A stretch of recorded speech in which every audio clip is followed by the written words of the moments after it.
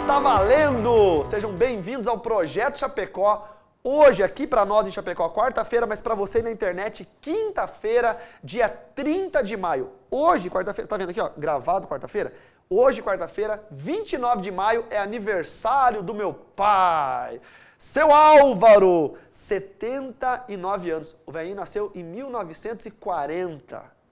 Entendeu? E tá aí firme e forte. Deus te abençoe, paizão, ó. Beijo pro senhor. Semana que vem, na outra semana eu vou estar aí. Já falei que vou levar um presente bacana pro senhor. Todo mundo vai ver, porque eu vou publicar nas redes sociais o senhor ganhando um presente, ó. Top. Eu vou levar uma Lamborghini pro meu pai. Já pensou, velhinho? 79 anos em Cascavel, andando de Lamborghini. Nossa, é isso aí. Quem tem fé diz amém aí.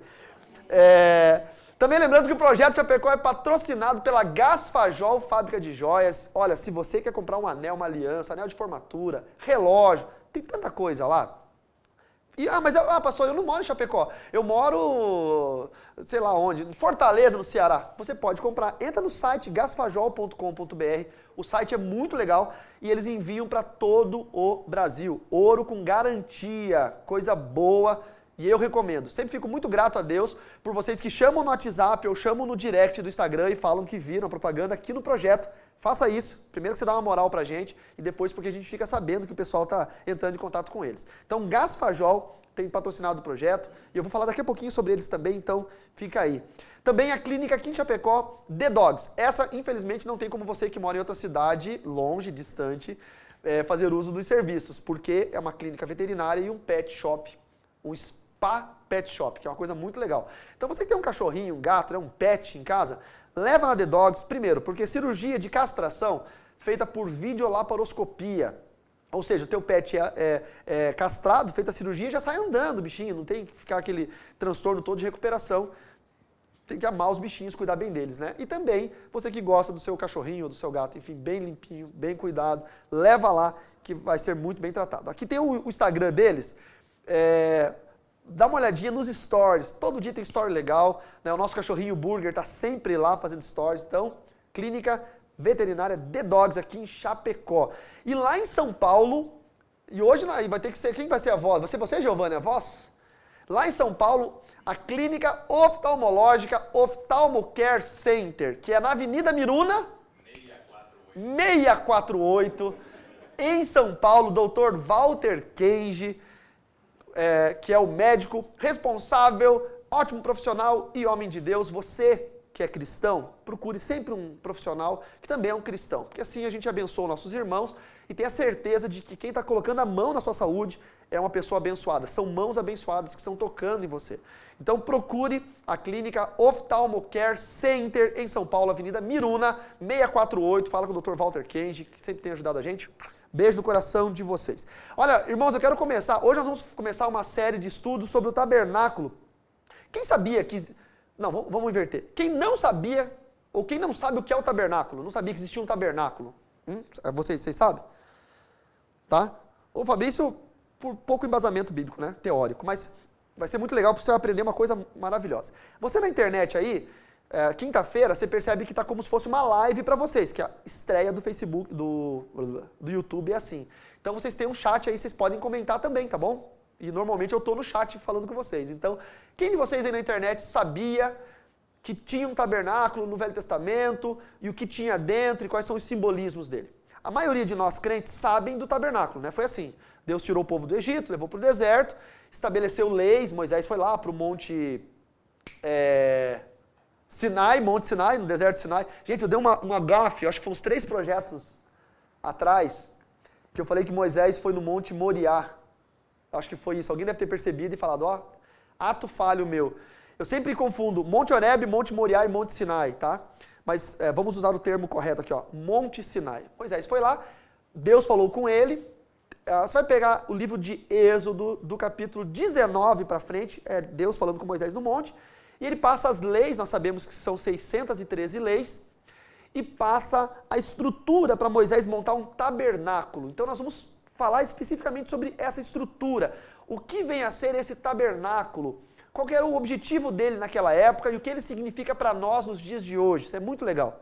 Depois do tabernáculo, quando o rei Davi se tornou rei, porque aí Israel não tinha rei, então Israel tinha juízes, e profetas, né? O profeta Samuel, um grande profeta, por exemplo, o profeta Eli, grande profeta, e juízes, como Débora, que foi a juíza, né? Estamos com a missionária Débora aqui hoje nos visitando, e a minha esposa, que é líder do ministério chamado Desperta Débora, que são as mães que oram pelos filhos. Então teve vários juízes e profetas. O povo pediu um rei. Então o primeiro rei de Israel foi, quem sabe?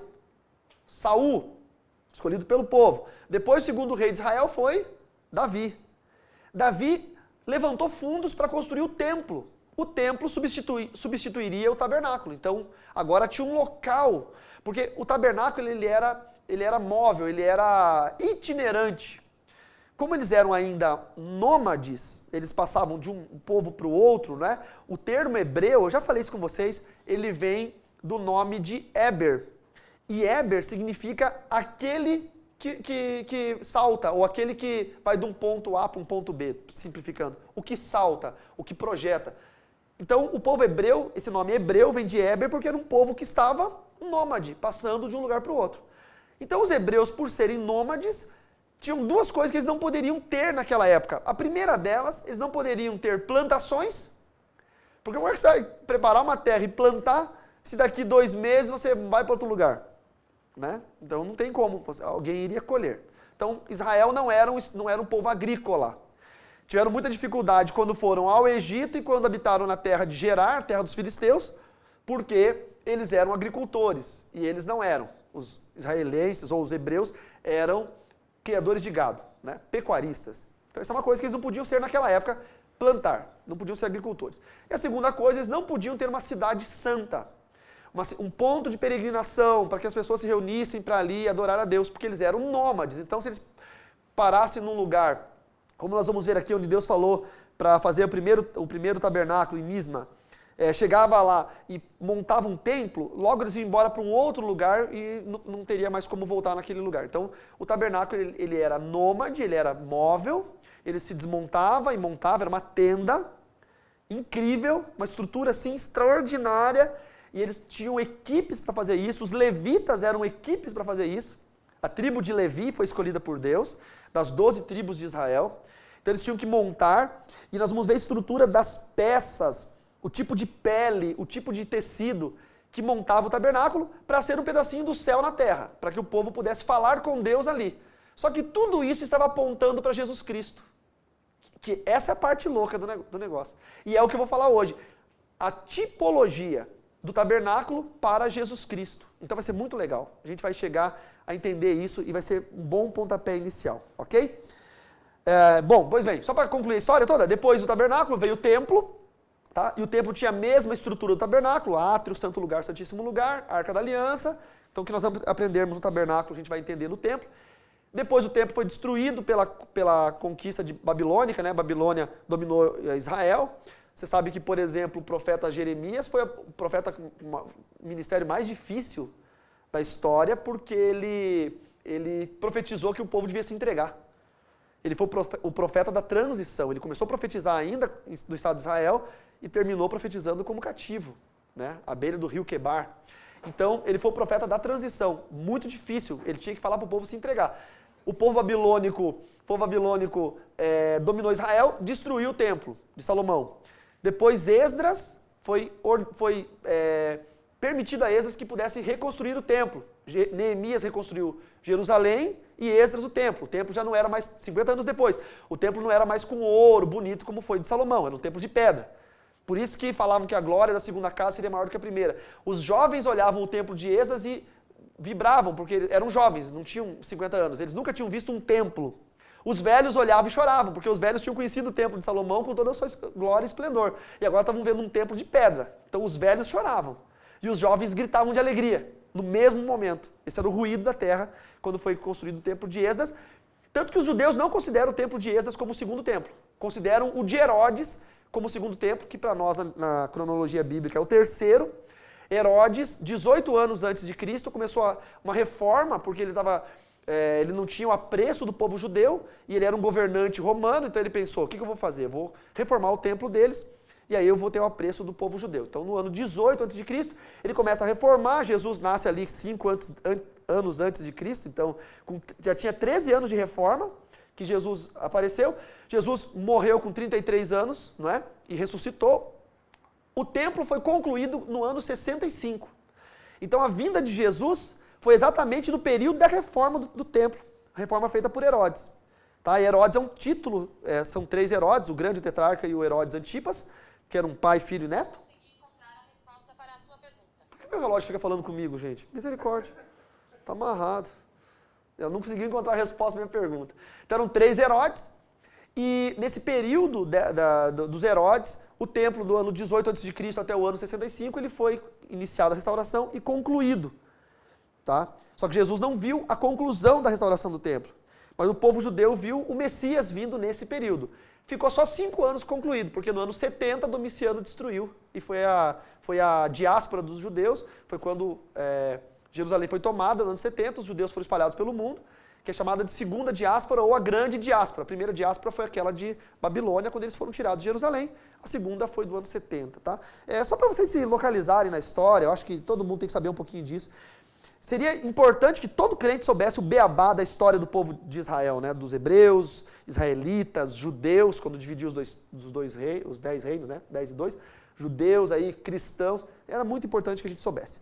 Pois bem, mas antes de eu começar aqui, nós vamos ler Êxodo capítulo 25, vocês podem procurar aí na nossa apostilinha, eu preparei uma apostilinha maneira para os nossos irmãos aqui. Deixa eu dar um recado para a internet. Irmãos, eu recebi uma reclamação. Eu fico indignado com a reclamação, porque se fosse um satanista que estivesse reclamando, eu ia falar, não, ok, procede. Né? Não, estou falando sério. Se fosse um ímpio reclamando, cara, um muçulmano, sei lá, procede. Mas crente reclamando, gente, eu fico com Eu fui batizado no mês de agosto, na cidade de Cascavel, invernão, estava frio. E não foi em chá de camomila. Sabe, eu batizei no 110 e levantei no 220. Tem coisas que eu não aguento a igreja.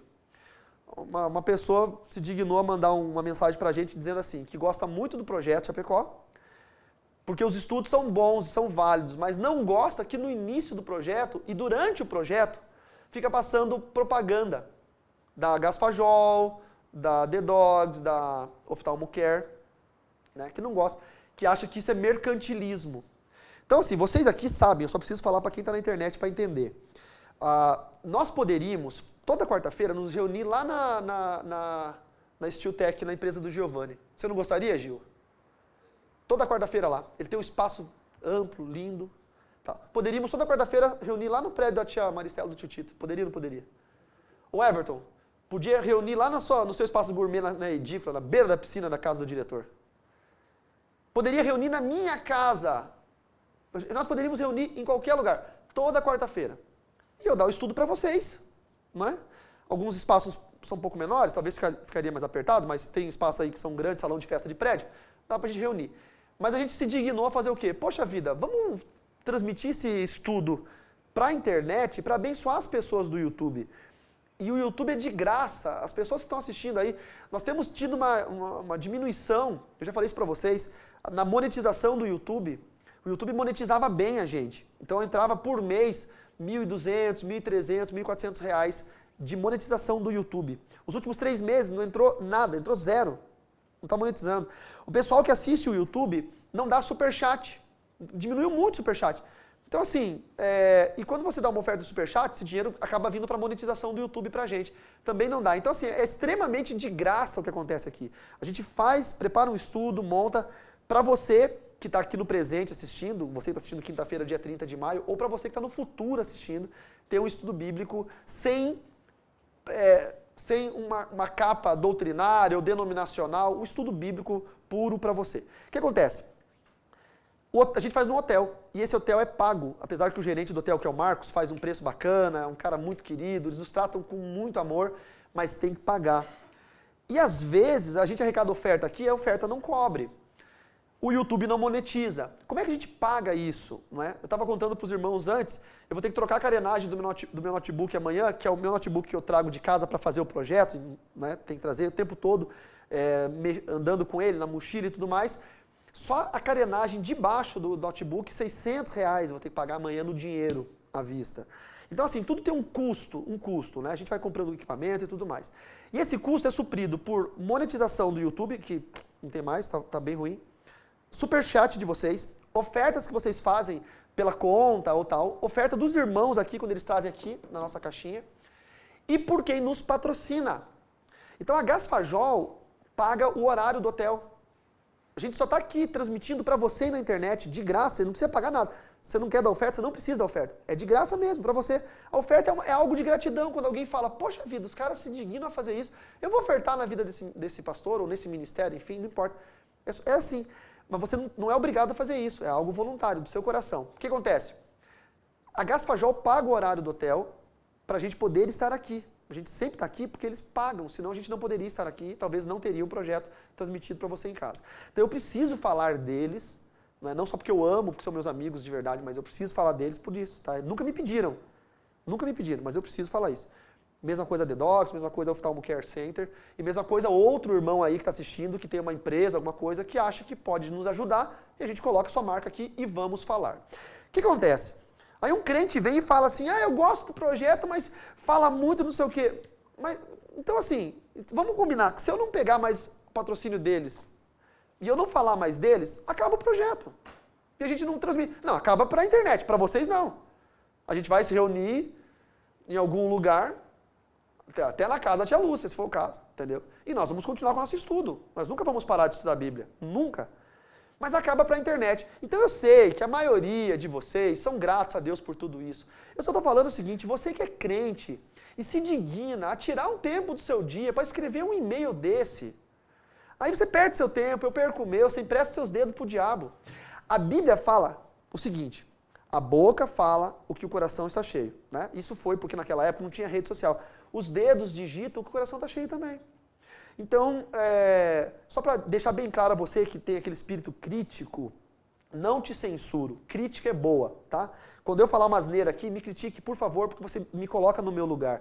Mas nós precisamos disso. E seria excelente que mais outros patrocinadores pudessem nos abençoar e nos ajudar.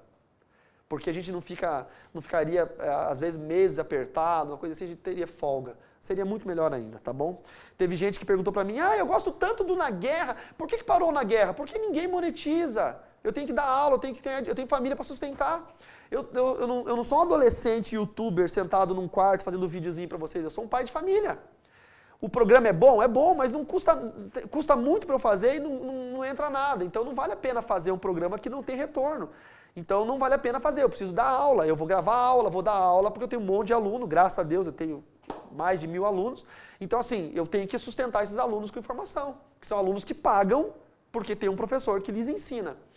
Então, aí você percebe, aí olha, tô errado, irmãos, ou tô certo? Eu tenho que dar atenção para quem está pagando para estudar comigo ou para o YouTube que é de graça e o povo reclama? É isso que eu estou falando. Então assim, todo mundo, por que parou Na Guerra? Por que parou o Carlos Ribas Responde? Por que parou o Vamos para a Bíblia? Por que parou Lá em Casa? São programas muito legais que eu amo fazer. Mas não rendem nada, então não adianta eu viver uma utopia de youtuber. Eu não sou youtuber, gente, eu sou um pastor, ensinador da palavra. Então, nós queremos manter o projeto e vamos manter o projeto. Mas, por favor, você que presta seus dedos para o diabo, para perder o meu tempo de ficar mandando e-mailzinho assim, você tem duas opções. A primeira, mais grosseira, que você sabe que eu sou curto e grosso. Não assista. A segunda, assista depois que está gravado. Você pega o teu mouse, clica lá na reguinha do tempo e tira toda a primeira parte que eu fico falando. Tem gente que reclama, não sei o quê, fica falando da tia não sei quem, fica não sei o quê. Meu, vai assistir o Felipe Neto lá pulando em piscina de slime e pintando cabelo de verde. Entendeu? Você está 1 hora aprendendo a Bíblia, um estudo bom, preparado para você, ainda reclama, vai tomar banho. Entendeu? E vou continuar falando da tia, do livro dela, do tio, do não sei quem, eu vou falar. Faz 4 anos que nós fazemos esse programa, e 4 anos no mesmo molde, do mesmo jeito, e a maioria gosta, porque é para ser assim, não é aquele negócio, sabe, tipo engessadão de igreja, paz do Senhor, irmãos, estamos aqui para ver a palavra. Não, a gente está aqui para estudar, gente, é aula, é sala de aula, e vocês têm a chance de estar de graça na nossa sala de aula aqui, então sejam felizes e gratos a Deus por tudo isso que está acontecendo, amém? Desculpa, irmãos, falar? Mas tem que falar de vez em quando, né? Façam-me o favor. Façam-me o favor. O Júnior tá falando, esses dias atrás, numa live do Instagram, uma irmã reclamou. Fez uma pergunta, não respondi. Uma outra irmã fez uma pergunta, eu respondi a pergunta da irmã. A outra que eu não respondia mesmo, se ofendeu e me xingou lá. Eu nem me lembro, você vê como que eu não dou bola? Que eu nem me lembro o que é. Aí eu falei pra ela, irmã, você não tá gostando da live? Vai embora, irmã. A porta da rua é serventia da casa. Você tá assistindo um negócio que você não tá gostando. Eu se eu tô assistindo uma live e não tô gostando, eu desligo. Não sou masoquista. Fico lá sofrendo, eu me odeio. Deixa eu continuar vendo, eu me odeio. Nossa, a irmã me destratou. Falou, você é grosso, mal educado. Eu comprei seu livro. Me arrependo de ter comprado seu livro. Me dá o seu endereço. Eu mando o livro de volta, eu devolvo o dinheiro pra senhora. Não tem problema, não tem problema. Aí depois ela pegou e deve ter me bloqueado, tadinha, né? Mas eu amo a senhora, não sei quem é a senhora. Era uma mulher ou era um homem? Mulher. Eu amo a senhora, irmã, em nome de Jesus. Aí ela foi num vídeo nosso do YouTube e escreveu assim, se pra você 20 reais não é nada, pra mim é muito dinheiro. Ela continua a conversa no YouTube. Era uma live no Instagram. Meu Deus do céu, tem gente perturbada no mundo, pelo amor de Deus. Sai pra lá, seus perturbados. Vamos ler aqui. Êxodo, se você que está assistindo aí, é quinta-feira para você, né? Para nós é quarta. Diz aí nos comentários, no chat, o que você acha, se eu estou certo, se eu estou errado. Eu quero ler todos os comentários de vocês para saber se eu estou certo ou se eu estou errado, gente. Mas eu não vou parar. Nem que vocês tenham que vir aqui em Chapecó para assistir. Posso parar de produzir conteúdo para a internet.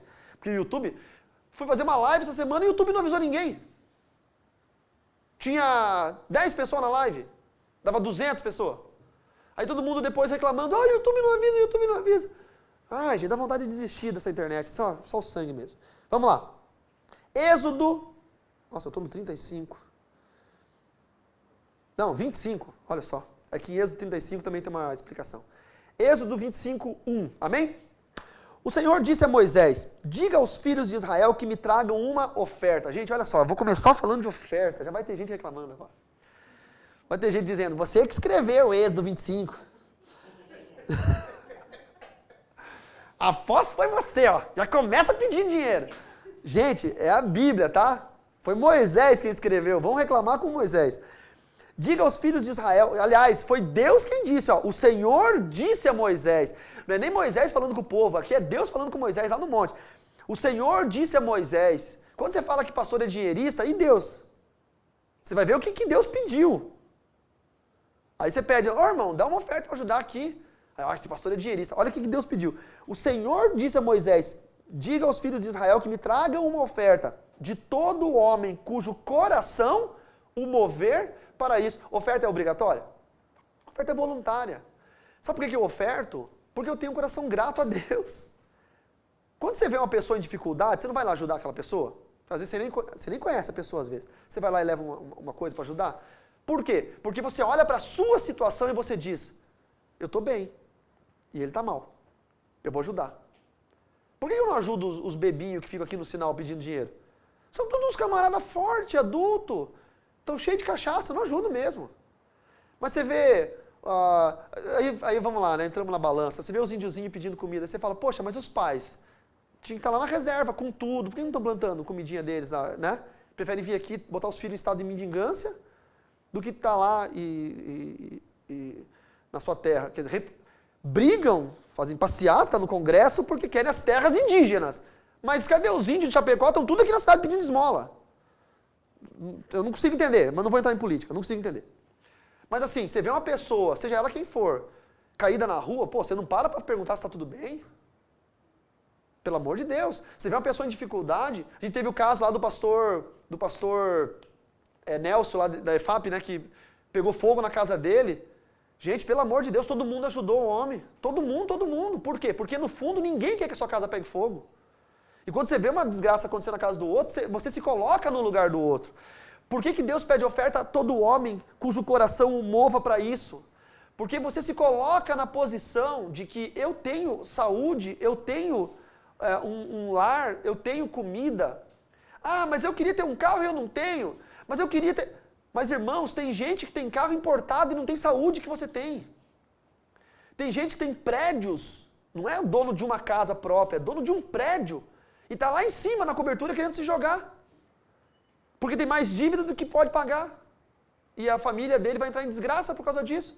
Ou seja, o homem cujo coração move para isso é aquele que entende quem é Deus e o que Deus tem feito na sua vida. E aí eu fico com o conselho de Lemuel, lá em Provérbios. Senhor, não me dê muito para que eu não enriqueça e me esqueça de ti, nem me dê pouco para que eu precise roubar e me afaste de ti. Me dá o pão necessário de todo dia. Isso é equilíbrio no reino de Deus. Isso é equilibrado. De todo homem cujo coração mover para isso, dele vocês receberão a minha oferta. Aqui eu vou colocar um apóstrofo aqui, uma inserção. Será se chegava gente nessa época com oferta e eles não recebiam? Porque ele sabia, Deus falava, desse não. O coração dele não é puro e sincero. Porque a gente lembra de Jesus ensinando lá no Novo Testamento, Jesus falando, se você vai trazer uma oferta ao altar e tem alguma coisa contra o seu irmão, deixa a oferta no pé do altar, volta lá, se conserta com o seu irmão, depois você vem e entrega a sua oferta. Deus não aceitava a oferta de qualquer um.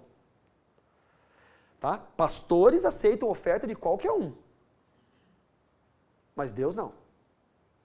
Então, numa igreja, todos que se dignam pegar um dinheiro do bolso e ir lá na frente, colocar na urna, no gasofilaço, no cesto, na salva, a igreja não tem como saber. Você é tesoureiro da Igreja Batista, tem como saber se foi um bandido, foi o dinheiro do tráfico? Não tem como saber. Então a igreja acaba recebendo. Não estou falando que a igreja recebe por maldade, porque não tem bola de cristal. A igreja acaba recebendo. Mas Deus, com certeza, não recebe a oferta de todo mundo. Tem muita gente que não deu oferta naquele último culto que você foi, só deu dinheiro. Entendeu? O dinheiro só chegou ali na tesouraria, pagou uma luz, pagou um funcionário da igreja ali que estava pintando a parede, é isso aí. Mas Deus não recebeu como oferta. Deus recebe a oferta de todo homem cujo coração se dignou a fazer isso. Nossa, ótimo, né? Para isso, deles vocês receberão a minha oferta. Esta é a oferta que deles vocês receberão. Aí, gente, vamos lá? Ouro, prata e bronze. Vai lá, gente. Vamos lá, tira as alianças. Olha a minha aliancinha da Gaspajol indo pro brecha. Tem que bater para ver que é aliança boa. Gaspajol, ouro com garantia. Você, irmã, que mandou aquele e-mail, pula essa parte, por favor. Esta é a oferta que deles vocês receberão. Ouro, prata e bronze.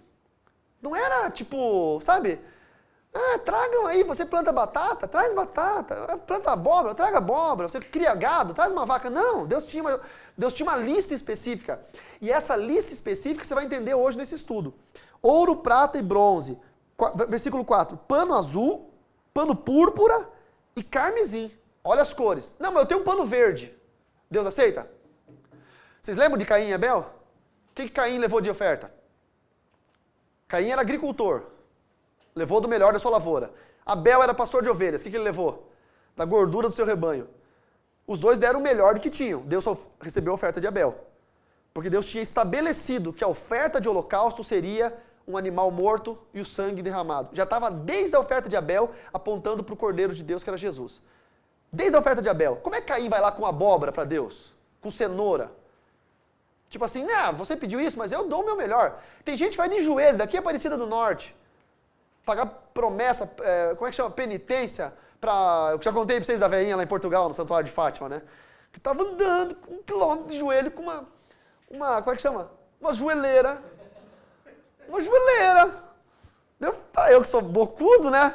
Eu parei e falei, tudo bom, senhora? Fala a minha língua? Dela, como não vou falar se sou portuguesa? Não, é que de repente a senhora era russa, não sei, mas... Por que a senhora está andando de joelho? Estou a pagar uma penitência. Fiz uma promessa para a virgem e agora estou a pagar.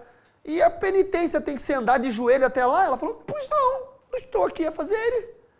E eu falei, então por que a senhora não tira essa joelheira daí? Porque daí ia me machucar todos meus joelhos. Mas aí que é a penitência, uai. Essa é a penitência, a senhora sangrar todo o seu joelho. E ela ficou me olhando assim, foi andando. Tá entendendo? Tipo assim, não adianta, Deus pediu o seu coração, você pode andar de joelho até a China, meu filho. Não vai servir para nada, Deus quer o seu coração. Deus quer que você abandone os ídolos, Deus quer que você abandone o pecado, Deus quer que...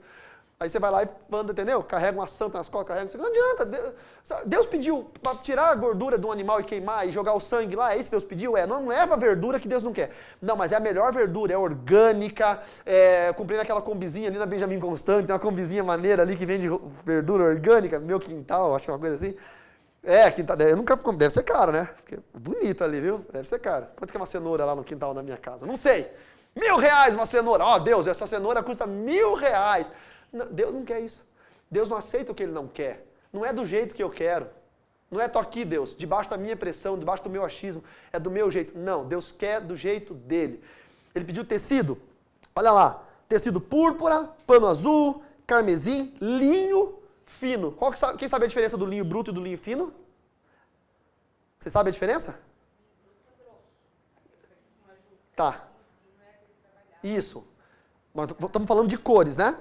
Azul, púrpura e carmesim. O linho cru, bruto, ele era amarelado. O fino, ele era branco. Então tem um simbolismo aqui, no linho branco, não é? Lembra do Apocalipse, quando João viu Jesus? Ele tinha um manto de linho fino, branquinho, só que ele era tinto de vermelho, tinto de sangue. Estão vendo aqui o que Deus pediu para Moisés, já aponta lá para o Apocalipse, para como Jesus vai vir. Olha que coisa, vocês vão entender, pera lá. Pelos de cabra, peles de carneiro tingidas de vermelho e peles finas. Quem tem a tradução pele de texugo? Procura aí. Verso 5. Peles de carneiros tingidas de vermelho e peles finas. A minha tradução. Peles de texugo. Tá? Tem uma tradução mais antiga que fala um nome, que eu não me lembro bem o nome. Porque é um animal marinho. Como se fosse um golfinho que ficava no mar vermelho. Então eles podiam ir lá e caçar esses animais e a pele era uma pele feia. Animal marinho que vive à beira do mar. Olha aí, ó. Tem uma explicaçõezinha aí? E as margens do rio. Olha aí, ó. E a pele era de um aspecto feio, tá? Esse aspecto feio, não entra no estudo aqui, mas é uma relação a Isaías 53 que diz que Jesus não tinha beleza nem formosura. Era alguém de quem os homens escondiam o rosto quando olhavam para ele. Isaías 53. Aquela foto de Jesus lindo, olho azul ou verde, cabelo loiro com a Lisabel. Nunca pisou na areia da Palestina. Nunca andou quilômetros e mais quilômetros de a pé, não é? Dormindo em qualquer lugar, aquele sol causticante, aquela pele lisa. Nunca na vida. Aquilo ali é um Jesus renascentista. Né? É uma obra renascentista. Jesus não tinha beleza nem formosura. Já falei isso e vou falar de novo. Tem gente quando chegar no céu vai se assustar quando der de cara com um Jesus negro. Com Jesus com a cara igual do Osama Bin Laden, aquela carona de beduíno do deserto, aquela carona escura, com a pele queimada do sol, com aquela barba incrustada, né? Aquela barba lisa, escovada. Claro, a gente vai ver Jesus transformado, né? Glorificado, mas se ele puder mostrar como ele era na terra, tem gente que vai se assustar, viu? Vai ter uns gringom aí que não gostam dos haitianos, vai chegar no céu vai tomar um susto, viu, gringom? Vamos lá. Entenderam, né? Falei nas entrelinhas? Pegaram, sim ou não? Peles de texugo, madeira de acácia. Gente, vocês sabem qual que é o símbolo da madeira de acácia? O símbolo da madeira da acácia é a carne incorruptível. Jesus veio como um homem e teve incorruptibilidade na sua carne. Ele não viu pecado em momento algum na existência. É uma loucura. É que tem muito simbolismo nisso aqui tudo. Eu me atentei só a alguns simbolismos, então vamos lá. Azeite para iluminação, que é unção. Especiarias para o óleo da unção e para o incenso aromático. Atenção! Todo mundo me pergunta sempre isso. O que é incenso na Bíblia? O problema é que as palavras, elas são a mesma palavra para coisas diferentes. Tá? Se eu falar para vocês hoje, incenso, o que vem na cabeça? Aquela paradinha indiana, hindu, que é uma varetinha, que os maconheiros gostam disso, né? Para disfarçar o cheiro da maconha. Todo maconheirinho, ó, você quer saber se seu filho, seu neto tá fumando maconha? Você vê se tem incenso no quarto dele. Porque o mesmo demônio que faz ele fumar maconha, faz ele comprar incenso. É o mesmo demônio. Mas esse não é o incenso da Bíblia. Sabe o que era o incenso na Bíblia? Era um ramo de ervas aromáticas, chamado isopo, que era embebecido numa água com azeite aromático e era jogado em cima de pedras incandescentes. E subia aquela nuvem de vapor, com cheiro, vapor aromático. Quem lembra de sauna seca? Não sauna úmida. Sauna seca tem umas pedras quentes que os caras vão lá e jogam um eucalipto ali, uma parada assim, né, para dar um cheiro. É mais ou menos isso. Então, esse é o incenso da Bíblia. Tem gente que lê incenso e fala, eu posso comprar os incensos dos Hare Krishna, dos hippies ali, porque na Bíblia diz que tem incenso.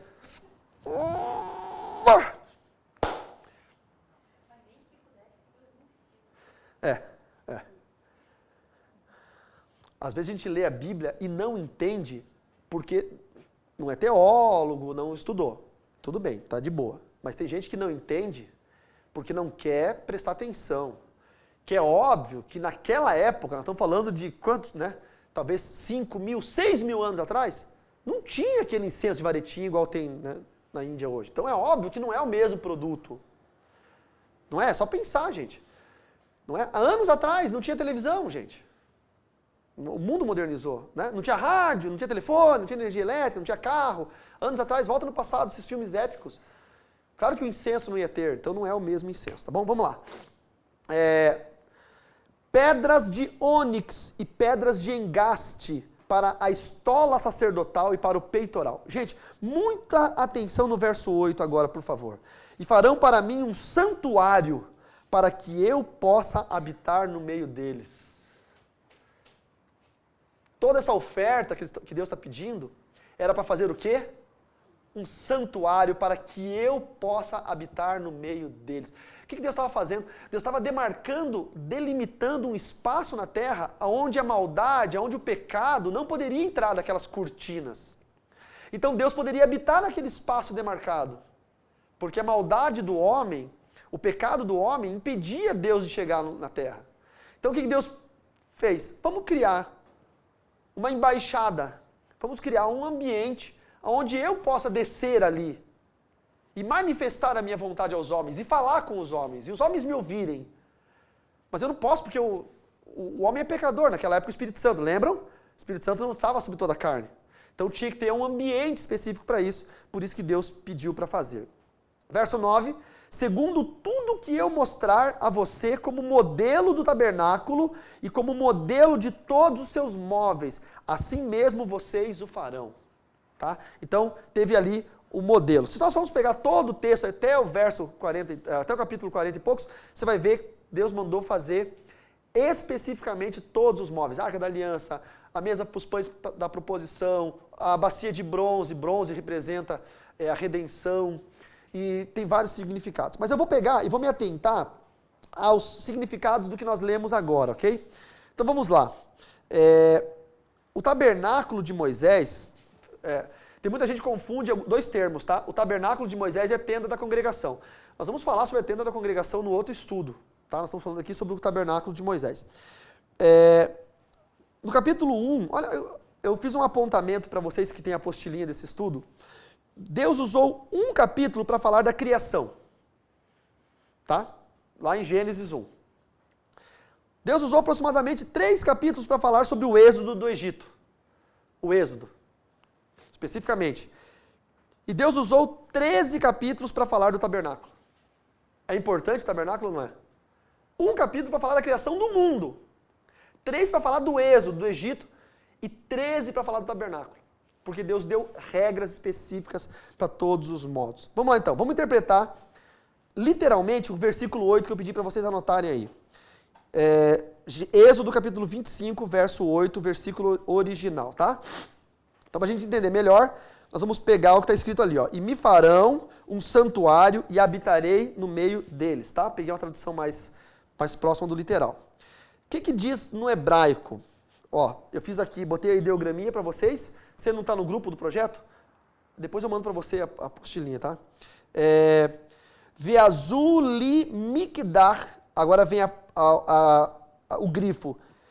Veshashanti betorhan, que significa o quê? E me farão um santuário. E o Vehashanti betorhan significa habitarei dentro deles. Olha que legal, é diferente a interpretação de habitarei no meio deles, ou para que possa habitar no meio deles, de habitarei dentro deles. Por 2 razões. Primeiro, o que significa habitar dentro deles? Na circunstância do tabernáculo. Todas as tribos de Israel ficavam acampadas ao redor. Então imaginem que essa mesa é o tabernáculo, e aqui ficava a tribo de Levi do lado, e ficava a tribo de Judá, bababá. Vocês vão ter aí na apostilinha um mapinha que eu mandei para vocês, se eu não me engano. Se não está aqui na apostilinha, está naquele grupo de fotos que eu mandei no grupo do WhatsApp para vocês, tá? Quem está na internet falando, eu quero entrar no grupo do WhatsApp, já expliquei várias vezes, é só para quem está aqui presencialmente no projeto, tá bom? Então as tribos de Israel eram dispostas ao redor. Achou a fotinha aí, Marfa? Tem a foto das tribos ao redor, o nome das tribos? Tem, né? Tá na apostila ou tá nas fotinhas? Deixa eu ver. Isso, mas tem uma que tem o nome das tribos ao redor. Tem uma que tem os nomes das tribos. Judá, Levi, Sacar, Zebulon, Naftali. É um desenho, não é uma foto, é um desenho, um gráfico. Não mandei para vocês hoje? Tudo bem, mas eu vou mandar, fiquem tranquilos. Então, por que habitarei dentro deles? Porque dentro das 12 tribos de Israel ficava o tabernáculo, ok? Então essa é uma interpretação. Qual que é a segunda interpretação para isso? A interpretação sobre Jesus, porque o tabernáculo significa, simboliza Jesus, ele é um tipo de Jesus. E Jesus vai habitar dentro de quem? Dentro de nós. Então quando fala que o tabernáculo veio, Jesus veio para habitar dentro de vocês. Ou seja, Jesus veio para habitar dentro de nós. Jesus não veio para habitar na minha empresa. Jesus não veio para habitar na minha casa. Jesus não veio para habitar na minha família. Jesus não veio para habitar na minha cidade. Jesus veio para habitar dentro de mim. Dentro de mim. Quando eu era jovem, me converti com 18 para 19 anos, eu tinha uma bicicleta e logo que eu virei crente, eu comprei um adesivo que estava escrito assim, ó, propriedade exclusiva de Jesus, e colei no quadro da minha bicicleta. E corri na igreja e fui mostrar para o pastor. Meu pastor era bem doce, educado, igual eu, assim. Ele falou assim, mas você é um burro mesmo. Eu falei, por que, Nelson? Ele disse, porque a bicicleta é propriedade exclusiva tua. Você é a propriedade exclusiva de Jesus. Cola esse adesivo na sua testa, rapaz, e volta para casa pedalando. E é isso. E a gente cola no carro, né? Propriedade de Jesus. O carro é tua propriedade, irmão. Você que é a propriedade de Jesus. Jesus habita dentro de você. Amém ou não? É incrível isso. Só que a gente perde o foco. E quando a gente começa a perder o foco das coisas, as coisas começam a dar errado. Começa a dar errado de novo. Olha, eu fui pro Rio de Janeiro esse dia atrás, fui de novo lá no stand de tiro, tá? Na época eu votei no Bolsonaro, nada disso, tá? Eu não gosto de tiro também. Mas é espingardinha de ar, tá? Não é metralhadora. Fala Rio de Janeiro, fala tiro, já pensa. Subiu o Morro do Alemão. E aí, e de novo, sem óculos, não consegui enxergar a mira da arma, mas consegui enxergar o alvo na parede. E acertei os 15 tiros que eu dei no alvo. E de novo, as 2 vezes que eu fui lá, o cara falou, meu, você é muito bom, você acertou os 15 tiros no alvo. É porque eu não conseguia focar na mira, porque como eu tenho hipermetropia, ou astigmatismo, não, astigmatismo sim, mas o que é quando você não enxerga de perto, mas enxerga de longe? De perto é miopia, eu não enxergar de perto é miopia. Então, velho, um pouco míope, não consigo enxergar a mira, mas eu consegui enxergar a parede longeão lá com o alvo, 10, 15 metros de distância. Então, o que eu fui? Fui né? Ah, é lá, ó, é você. Pau, acertei a primeira, vi a bolinha que pegou lá, falei, agora... Não perdi o foco. Olha que exemplo interessante. Eu perdi o foco da mira. Mas o que era mais importante para mim, a mira ou o alvo? O alvo. O que a Bíblia fala? Que a gente segue para o alvo da soberana vocação em Deus, que é Cristo Jesus. Deixo para trás as coisas que ficaram e sigo rumo ao alvo, soberana vocação de Deus em Cristo Jesus. Quando a gente perde o foco das coisas, a gente também perde o alvo. Então, o importante é entender que Deus habita dentro de nós. O tabernáculo significa isso. Quantos dizem amém? O propósito maior do tabernáculo era para que Deus não habitasse apenas no meio deles, mas sim dentro deles. Tá? Eu não quero só Deus habitando no meio do seu povo, eu quero que Deus habite dentro da gente. Porque com certeza, quando Deus estiver habitando dentro de você, sua vida vai ser transformada. É impossível. Quem já teve a experiência de uma tia, da avó, de um parente que veio passar umas férias na sua casa e ela é bem trabalhadora, e aí você foi trabalhar durante o dia, ela ficou na sua casa, quando você voltou ela limpou a casa, lavou louça, lavou a roupa, deixou tudo arrumadinho, você ficou até constrangido. Pô, você está na minha casa visitando, você arrumou tudo. Quem já teve experiência assim? Não é legal? Se alguém tiver uma tia sobrando, manda na casa do Fabrício. Não é legal isso? E você fica surpreso, você fala, meu, você entrou na minha casa e mudou tudo, resolveu tudo, arrumou. Meu sogro, quando vinha nos visitar, tinha uma coisinha estragada, ele queria arrumar. Meu sogro, no início do meu casamento, ele ia no mercado e comprava, a gente chama no Paraná de rancho, não sei se aqui em Santa Catarina chama rancho, o rancho do mês, que seria a compra do mês. Meu sogro ia e levava trigo, fubá, ovo, óleo, essas coisas. Ele levava, sabe, porque ele queria nos abençoar de alguma forma, ele levava comida, era a filha dele que estava ali, afinal de contas. E não é legal isso, quando alguém entra dentro da sua casa e consegue agregar alguma coisa e transformar a sua história? É assim com Deus. Quando a gente permite que Deus entre em nós, Ele consegue transformar a nossa história. O primeiro símbolo do tabernáculo é esse. Que Deus possa entrar em nós e transformar a nossa história. Deus entrou no povo de Israel, no meio do povo de Israel, e depois começou a entrar em cada um deles. e transformou a história da humanidade. Sabia que espírita comemora Natal? Judeu comemora Natal? Muçulmano comemora Natal? Ateu comemora Natal? Hindu comemora Natal? Taoísta comemora Natal? Budista comemora Natal? Mas o que é o Natal? É o dia do nascimento de Jesus. Os caras nem creem em Jesus, mas comemoram o nascimento dele. Por quê? Porque quando Deus entra no meio do povo, ele muda a história da humanidade. Mudou a história da humanidade. Então, o que representava o tabernáculo de Moisés? Ele era exatamente um pedaço do céu aqui na terra.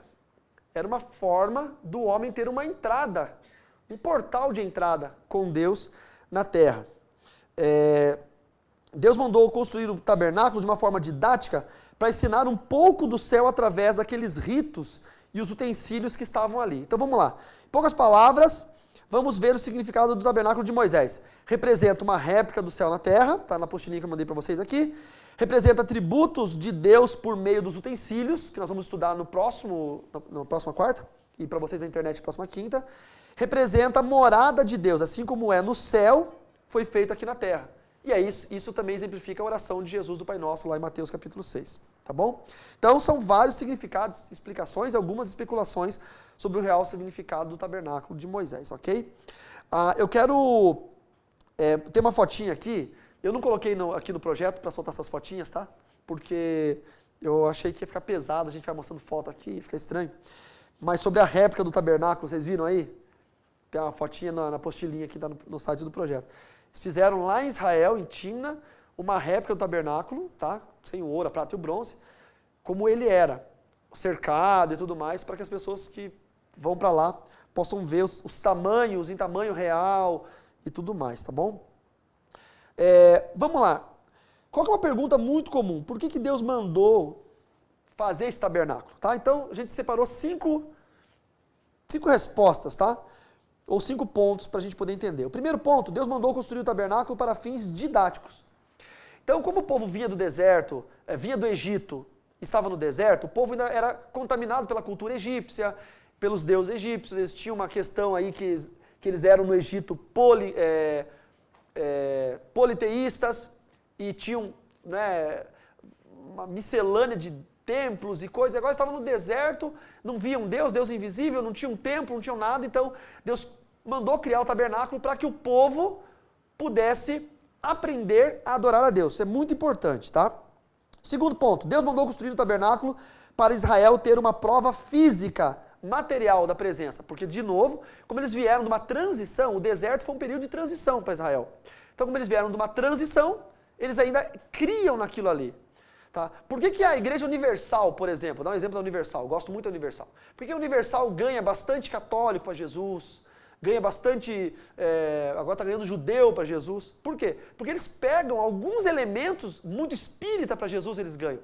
Porque eles pegam, muito pastor vai me criticar, vai falar que isso é errado, eu não estou no mérito da questão. Vamos lá. Eles pegam elementos similares da fé católica, por exemplo, eles pegam uma cruzinha, não que a cruz seja proibida para o evangélico, uma cruzinha com óleo dentro e faz aquela campanha das 7 semanas da cruz bendita, sei lá. Inventei um nome. Tá? Inventei um nome. E aí o católico vai lá e falou, tem uma cruz aqui, entendeu? Né? Do nozinho amarradinho, não sei o quê. O judeu, ele vai lá num culto lá que tem um cara com kippá, com talit lá. O judeu se identifica. O espírita, os caras pegam as ex-mães de santo, colocam lá em mesa. Eu não concordo, gente, na internet, por favor. Não concordo com nada disso, mas tô dando um exemplo. O espírita vai lá na igreja e ele fala, mas é parecido com o centro que eu vou. Gente, que horror eu falar isso, mas é verdade. Né? As mães de encosto, as ex-mães de encosto, na sexta-feira, vem aqui ser atendido pela ex-mãe de encosto. Tá, tudo bem. Não tô analisando o mérito, estou analisando só a situação. Eles criam uma conexão com o espírita para ir na igreja. Criar uma conexão. Você está me perguntando se eu concordo? Não concordo. Não concordo. Mas eu estou falando um exemplo. Criar uma conexão. O que Deus fez? então Deus fez igual ao Universal? Ou então o Universal? Não é isso. Deus precisava de forma didática trazer o povo para si. Como é que vai trazer um povo que só reclama? Que não tinha comida, pedia comida. Caiu maná, não gostava, queria carne, veio codornize. Queria água, não sei o quê. Como é que Deus faria para trazer esse povo didaticamente? O que é didática? Ensino. não é? O que é Didaquê? A Didaquê é um dos maiores livros de catecismo dos apóstolos. Eu tenho inclusive em casa o livro do Catecismo dos Apóstolos, que ensinava as regras para os cristãos do primeiro século. Do primeiro século, tá? Os apóstolos que montaram a Didaquê e os discípulos dos apóstolos. Então a didática é importante para isso. O tabernáculo ele tinha esse papel fundamental de didática. Por meio dos tipos e símbolos do tabernáculo, terceiro ponto, Deus anunciou ao seu povo a glória que estava por vir. Tá? E nós vamos entender depois que lá em Hebreus 8, verso 5, fala que são coisas, são sombras das coisas celestes. Hebreus fala isso, que o tabernáculo era uma sombra das coisas celestes, ou seja, ali era um símbolo. O que é uma sombra? Não tem sombra aqui, ó, da minha mão. Aqui está projetada a sombra, mas tem algo maior que está criando essa sombra. O tabernáculo era sombra de algo que estava maior, que viria, que é o Senhor Jesus. O 4, por meio do tabernáculo, Deus poderia ensinar a nação de Israel sobre o conflito entre a santidade divina e a pecaminosidade do homem. Havia uma divisão. Tanto que para o sacerdote entrar no Santíssimo Lugar, ele tinha que ir amarrado por uma corda. E tinha um sino na corda. Porque se ele entrasse em pecado, ele caía morto lá dentro. E aí ninguém podia pegar. Então caía, tocava o sino, escutava o barulho, aí um olhava para o outro e falava, ih, morreu mais um. Puxa. Então Deus mostrou ali a diferença de um Deus santo e de um homem pecador. Hoje tem essa diferença? Hoje meio que tá, a gente pensa que Deus é trouxa, a gente pensa que Deus é bobo, a gente pensa que a gente consegue enganar Deus. Não é? Feio demais, está feio demais, está feio. Volta logo, Jesus, Maranata. E o quinto ponto, através do tabernáculo, dos sacrifícios, Deus ensinaria o seu povo que o acesso à sua presença só seria possível por meio do sangue.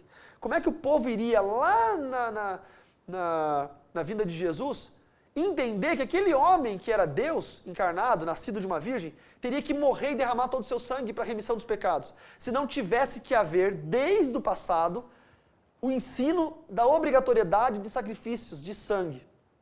O homem nunca entenderia por que Jesus entregou o seu sangue na cruz. Se não houvesse o tabernáculo, não houvessem os sacrifícios, quando Jesus viesse e morresse, ninguém entenderia o que era aquilo. Então tinha que ter uma sombra terrena das coisas espirituais. Entenderam agora? Então por que Jesus morreu por mim, né? Ok, porque o primeiro Adão pecou, o segundo Adão, ou o último Adão, que seria Jesus, tirou o pecado. Então ele teve que nascer homem para poder tirar o pecado. Porque foi responsabilidade de Adão o pecado entrar na terra. Então isso é muito nítido, muito óbvio. Mas por que ele teve que morrer e o sangue dele escorrer? Por que tudo isso? Então o tabernáculo passou didaticamente a ensinar isso ao longo das gerações. Isso ficou interiorizado no povo hebreu, depois no povo israelita, depois no povo judeu. E finalmente, quando Jesus veio e morreu pelo povo, os que creram entenderam que aquilo ali era o sacrifício que desde o tabernáculo foi estabelecido pelo Senhor para o seu povo. Ok? Entenderam? Fácil, né? O que significa tenda em hebraico? Tenda, né? Onde Deus se revela. Tenda significa isso, né? Onde Deus se revela. Na antiga aliança, o tabernáculo é chamado de várias palavras, tá? Sinônimos. Então, quais são as palavras? A tenda, santuário, tenda da congregação e morada de Deus. Sinônimos da língua hebraica para essa palavra tabernáculo. Então, a tenda representa o tabernáculo. Olha que legal, tá aí na apostilinha de vocês aqui, pessoal. A palavra tenda em hebraico é ohel, tá? H é um som gutural de R, ohel. A palavra ohel, ou ohel, em hebraico, significa literalmente onde Deus se revela. Ohel, onde Deus se revela. Então, quando você fala tenda, por isso que é tenda da revelação, porque a palavra tenda em hebraico é ohel, e é onde Deus se revela. Então, Deus passou a se revelar no tabernáculo. Deus só se revelou a Moisés no monte, mas e o povo? Não, agora tem um tabernáculo, Deus pode se revelar ao povo. Sendo assim, o que era o tabernáculo? Literalmente o lugar onde Deus se revelava. Deus se revelava no tabernáculo. E aqui, eu coloquei uma imagenzinha para vocês, que estão aqui no projeto, que talvez eu coloque essas imagens no Facebook, alguma coisa aí. Tem o Facebook a Fran criou um grupo do Projeto Chapecó, acho que no Facebook. Quem sabe eu coloco no grupo do Projeto Chapecó. A imagenzinha com todas as citações bíblicas. Depois vejam no computador, que é melhor do que na tela do celular. Tem os Êxodo 25 tal, o que é isso? Êxodo tal, o que é isso? Então tem toda a formatação do tabernáculo com as citações bíblicas para vocês saberem essa cortina aqui de onde que é, isso aqui de onde que é e assim por diante, ok? Bom, vamos lá então. Voltando para a gente encerrar, voltando a falar da oferta, lá em Êxodo 25, Deus ordena ou inicia a narrativa convocando uma oferta ao povo de Israel, tá? A oferta indicava duas coisas, indicava a entrega do povo e tipificava Cristo. Olha que legal, abra aí sua Bíblia em Hebreus 8:5. É muito legal isso, eu citei agora de cabeça Hebreus, só para a gente poder constar na leitura. Hebreus 8:5. O hotel forneceu um novo copo chique para nós. Hã? Deu 1,5 litro de água. É água do que hoje? Do que é? Sério, tem um gosto estranho? Meu Deus do céu. Não é que você vai com a boca esperando que vai vir um troço insípido, incolor e inodoro, né?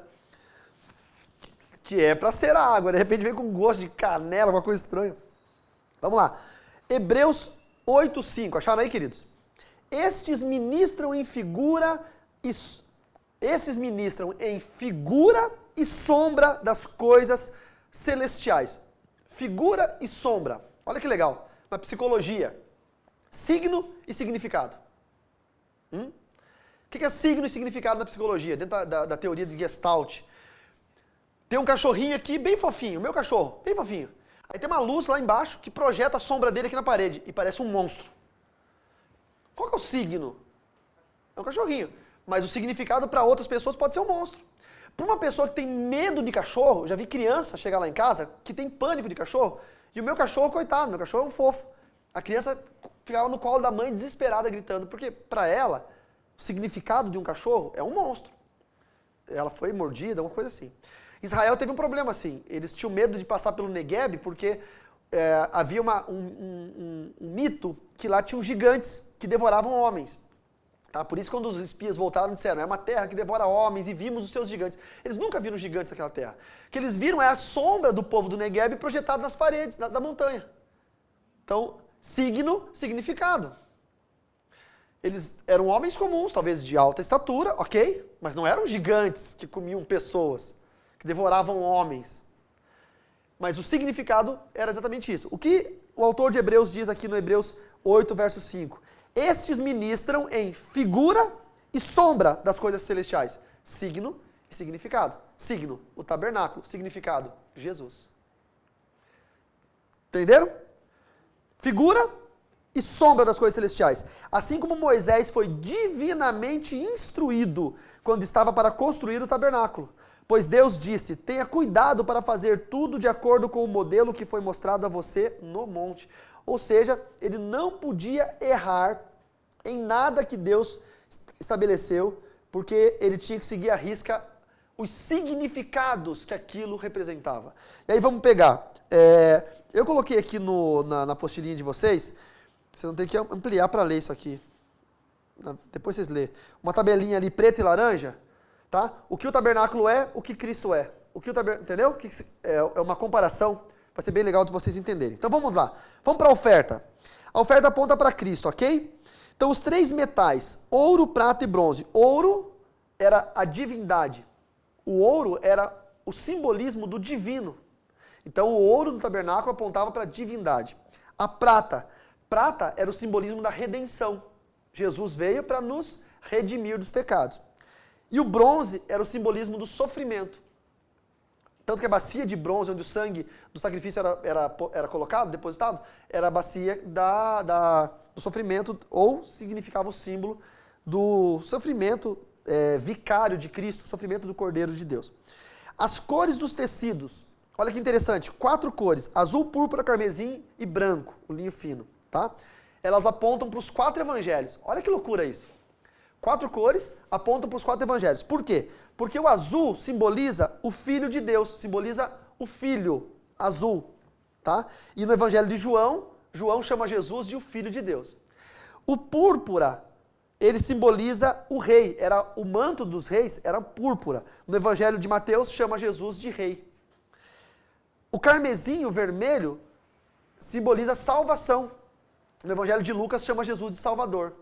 E o branco Simboliza o homem perfeito, a perfeição. E no Evangelho de Marcos chama de Jesus homem, o Filho do homem.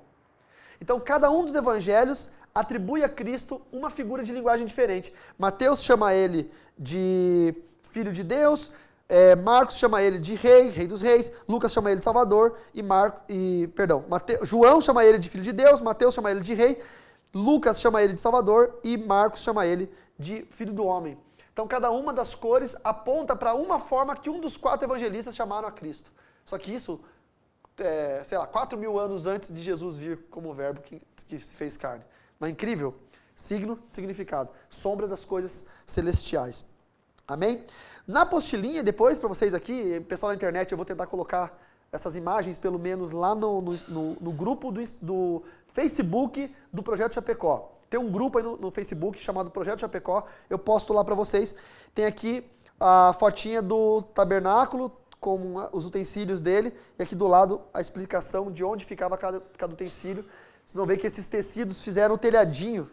O telhadinho tem as peles de animais, aí as coresinhas, tá? Vocês vão ver ali, tá bom? Bom, pois bem, na semana que vem nós vamos estudar os utensílios do tabernáculo, ok? Então, o que era o altar, o que era a bacia de bronze, o que era os pães da proposição, o candelabro, a arca da aliança, o que significa cada um deles, tá bom? E depois vamos estudar átrio, santo lugar, santíssimo lugar, que é muito legal entender tudo isso, ok? Dúvidas, perguntas? Simples de entender? Não, né? Meio truncado, mas vocês conseguem. E é importante para vocês poderem ver a diferença do entendimento de por que Jesus veio.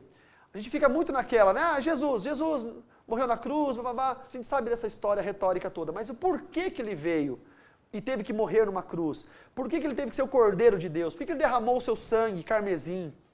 Não é? Isso tudo está descrito nos utensílios do tabernáculo. As cores, a formatação, o simbolismo, a tipologia, está tudo lá, não é? E isso são sombras do que haveria de acontecer para que dê credibilidade à vinda de Jesus, para que prove que Jesus é o Messias mesmo. É uma prova de que Jesus é o Messias. Amém? Que Deus possa abençoar vocês poderosamente. Pessoal da internet, a gente não falou dos nossos avisos. Nós temos o CETIB nível 2. Você coloca aqui, Everton. A gente vai fazer a oferta aqui, mas antes disso, tá bom aqui? Nós temos o CETIB nível 2, a minha escola de Libertadores, lá no Rio de Janeiro, que está com uma promoção muito legal. Vai ser nos dias 14, 15, 16 e 17 de novembro. É pensão completa. Você fica hospedado e se alimenta. Café, almoço e janta. Material didático completo, camiseta e tudo mais. E para você fazer o nível 2, você tem que, por óbvio, ter se formado no nível 1. Você não fez o nível 1? Tudo bem, nós temos o curso nível 1 online. Custa R$400, você pode estudar. Mas a promoção é o seguinte, se você se inscrever no nível 2 e pagar o nível 2, você ganha o nível 1 de graça online. Então você só vai pagar uma etapa da escola. O que normalmente todo mundo paga duas, né? Faz o nível 1, depois faz o nível 2. Você vai poder fazer só o nível... pagar só o nível 2 e estudar o nível 1 e no nível 2. Muito legal, tem as informações aqui, depois você dá uma pausa no seu computador e leia tudo que está escrito nesse cartaz, deixa em tela cheia, bota na televisão da sua casa e dá para você ler todas as informações que vai ser mais fácil, tá bom? E também nós estamos com uma promoção dos cursos, Everton, de especialização em batalha espiritual. É o curso de libertação, intercessão profética, angelologia e demonologia e tricotomia, que é o estudo do espírito, alma e corpo. São cursos por videoaula, todas as videoaulas são gravadas, ou seja, você pode assistir quando você quiser, não tem hora para você assistir, não tem prazo de vencimento na hora do estudo, você recebe certificado de todos eles, carteira de estudante também, você pode assistir em qualquer dispositivo conectado na internet. Um celular, um iPad, um tablet, um computador, qualquer um desses dispositivos. Televisões conectadas também, que tem o navegador de internet, você consegue também. Custava R$200, se eu não me engano, ou algo assim. Está numa promoção muito legal. R$100, metade do preço, para quem paga no cartão ou no boleto, mas se você pagar no depósito ou transferência bancária, R$ 79,99. É o famoso oitentão, né? É o famoso R$80. Aí 79 parece que é mais barato, dá aquela enganadinha em você, né? Mas é R$80, tá? R$ 79,99. Então, é uma chance que você tem de estudar mais barato. Corre, porque vai acabar, uma promoção por tempo limitado. Eu não sei o tempo da promoção, mas logo, logo acaba. Não é isso? Que mais? Tem algum outro recado? Não. CETIB e promoção. É isso, né? Então, beleza, gente. Vamos ofertar? Vamos lá? Vejam que, ó, cadê o versículo da oferta de novo? Leia aí, irmão. Êxodo 25. Deus recebe a oferta de todo homem cujo coração moveu para fazer isso. Prepare sua oferta, nós vamos orar. Você que está na internet e ofertou por superchat, obrigado. Deus te abençoe poderosamente, nos ajuda muito. E também tem a conta aqui que você pode fazer uma oferta de qualquer valor. Deus abençoe todos os mantenedores. A Karen manda toda semana uma oferta. O irmão Paulo, lá do Rio Grande do Sul. Tem tantos irmãos. Se eu começar a nominar os irmãos aqui, eu vou ser injusto com alguns, com certeza. Mas Deus abençoe vocês poderosamente. Tem gente que manda comprovante pelo Instagram, pelo WhatsApp do ministério, por e-mail. Não importa o valor, você está ajudando a obra de Deus a pregar mais, ensinar mais a palavra dele, tá bom? Vamos orar. Pai, em nome de Jesus, nós queremos consagrar a Ti toda a oferta alçada nesta noite e liberar, Senhor Deus, a Tua bênção sobre todos os ofertantes. Pai, muito obrigado, Senhor, porque neste momento nós fazemos aquilo que é bíblico e que o Senhor instituiu muito antes da lei, no início da lei ainda já estava sendo instituído isso, que é ofertar com o coração desejoso na Tua obra, Pai. Muito obrigado. Eu te louvo, Senhor. Eu te agradeço por esse momento em nome de Jesus. Amém. Amém? Saiam do lugar de vocês, queridos, os que podem fazer isso. Traga a oferta aqui. Você que está na internet, está vendo a tela da Gasfajol. A Gasfajol tem nos ajudado tanto.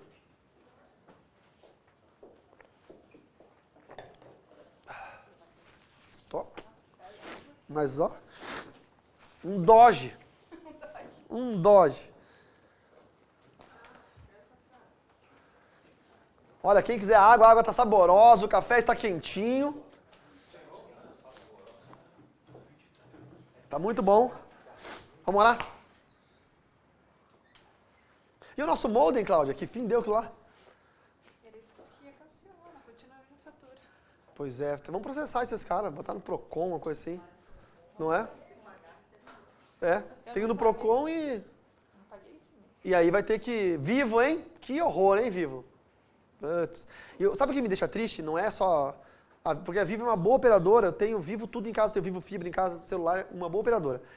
O modem que nós compramos deu pau, o modem que nós compramos deu pau. A internet funciona, meu celular pega 4G aqui voando. O modem deu pau. O rapaz podia trocar o aparelho. Mas a mãe do Otávio, que é minha amiga, também tem isso aí, baixou muito. Caiu muito, né? Eu tô desconfiado que o cara do shopping, que trabalha na Vivo lá, o que ele falou é verdade. Que a Vivo fez um upgrade nas linhas para poder entrar um sistema de ligação por internet e os que têm aparelho mais antigos não alcançam os hertz daquela nova frequência. E eles não devem ter aparelhos novos para trocar. Pode ser isso, não é? É porque o dela também... É um absurdo. De todo dia, É um absurdo. não tem jeito. Jesus vai voltar, irmãos, e no céu a internet vai ter 1000 mega de velocidade grátis para todo mundo. Nós não vamos mais depender dessas tranqueiras. A gente era feliz na época do rádio, da televisão, né? Entendeu? O nosso Senhor vai nos ensinar. Gente, olha, a gente era feliz na época, só tinha um rádio em casa, uma televisão só. Minha mãe tinha uma Telefunken de madeira, preto e branco.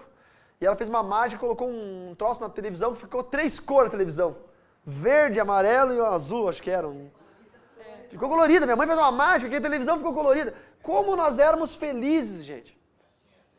Sabe que eu estava falando com o Matheus, a gente pegava um pedaço de pau e esculpia. Eu assisti o filme do Rambo. Você não sabe se é menina? Filme do Rambo? E aí aquela faca do Rambo, como é que eu ia comprar uma faca do Rambo? Eu peguei um toco de ripa de cerca, esculpi uma faca do Rambo, e eu, imagina, magrelo, Matheus é magro, eu era muito mais magro que o Matheus, eu brincava de Rambo, saía sem camisa, só as carcaças assim, o osso, com um chassi de grilo, Everton, com um pano amarrado aqui, ó, com aquela faca de madeira, eu brincando que era o Rambo. Sei que é ridículo, mas eu era criança. Entendeu? Hoje em dia, se a criança quer, a criança compra o Rambo. Bota aquelas botas 7 léguas. Você é do tempo das 7 léguas, né? Você é mais velho que eu, você sabe. Gente, como foi bom. Eu não sei até onde o modernismo e o pós-modernismo, nós estamos no pós-modernismo, foi bom pra gente, mas vamos lá. Vamos orar. Deus, nós queremos te louvar por essa oferta levantada a ti. Consagramos cada semente trazida, Senhor Deus, até o teu reino. Que a tua palavra permaneça em nós e que o entendimento da tua palavra possa ser dentro de nós o que é de mais importante, superior a tudo que nós aprendemos no mundo, em nome de Jesus. Amém. Amém, Cláudia? Amém. Queridos, olha, Deus abençoe vocês na internet, Deus abençoe vocês aqui. Quarta-feira que vem, a gente vai estudar sobre os utensílios, é bem legal, a Arca da Aliança, aquela que tem os querubins. Sabiam que a tampa era como se fosse um alto-falante que Deus falava com o povo? Sabiam disso? A tampa da Arca da Aliança se chama propiciatório, e Deus falava da tampa, como se fosse um alto-falante, assim. É muito louco isso, né? Muito legal. Aí todos os utensílios do tabernáculo, que depois foram também utensílios para o templo. Nós vamos falar sobre isso na quarta que vem, para você na internet, na quinta-feira que vem. Você que mora em Chapecó e quiser vir aqui no estudo com a gente, toda quarta-feira, 20 horas, aqui no Hotel Desbravador, no centro da cidade, na Avenida Getúlio Vargas, 140S. Vem para cá, é de grátis, pode ser de qualquer igreja, qualquer religião, não tem problema. Vem para cá que você é bem-vindo. Deus abençoe, tchau.